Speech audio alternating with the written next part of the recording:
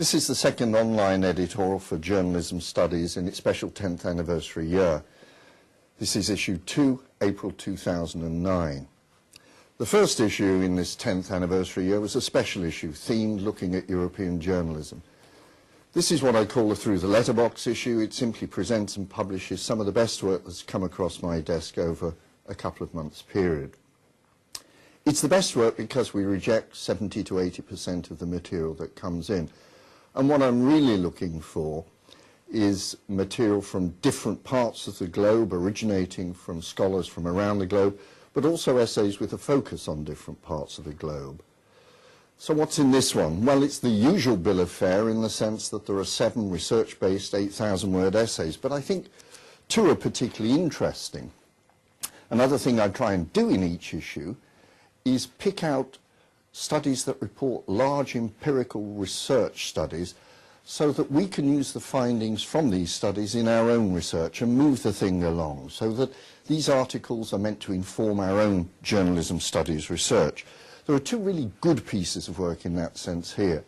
The first is by Lawrence Pintak, and it's called Inside the Arab Newsroom.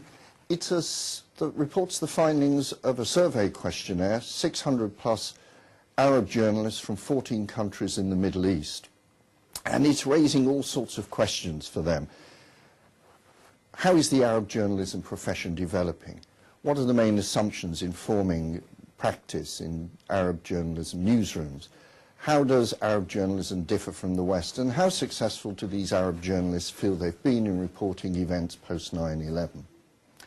There's a second essay which I think we'll all find very helpful in our own research and take from it bits that feed our own research. It's a study by Marcel Machil and Markus Bieler, both at Leipzig. It's a major study of how journalists in Germany and probably across the world are using the internet in their journalism researches. It's a very, very solid piece of work.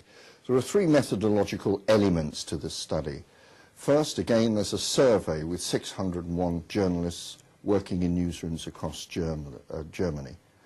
Secondly, there is a large ethnographic observation element. 235 journalists watched closely as they worked in their day-to-day routines in 43 news organizations. And finally, 48 journalists were selected to engage in an experiment or a project designed to test their skills in using the internet in their research.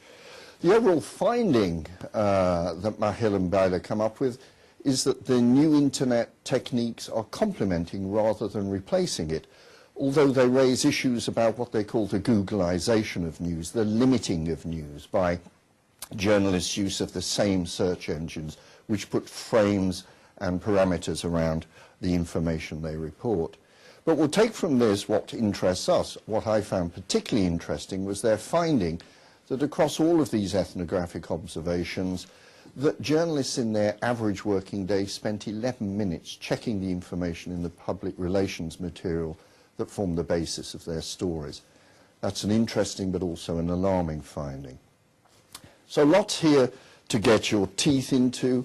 Articles also from New Zealand, more from Germany, from the UK and from America.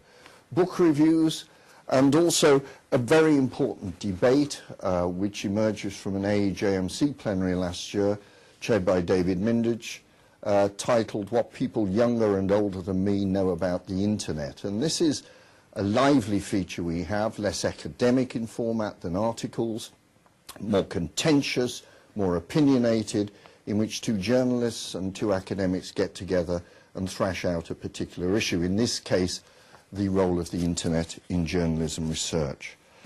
As ever, it's been great fun putting this issue together. There's lots here to get your teeth into. I hope you get as much pleasure out of reading it as I did in putting it together. Thanks very much.